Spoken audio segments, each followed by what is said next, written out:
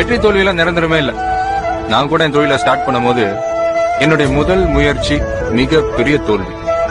எல்லாரும் என்ன ரொம்ப கேவலமா பார்த்தாங்க. சொந்தங்க கூட சொத்தனாங்க. நான் சொந்து போல. இப்ப நீ ஒரு ஓட்டப்பந்தயத்துல ஓடுறேன்னு வச்சுக்க, உன் கூட 9 பேர் ஓடுறாங்க. நீ மட்டுமே ஜெயிக்கணும்ன்ற எண்ணத்தோட ஓடணும். கூட ஓடி வர்றவன் ஜெயிச்சிருவானோ அப்படின்ற ஒரு சின்ன சந்தேகம் வந்தாலும் நீ தோத்துருவேன்.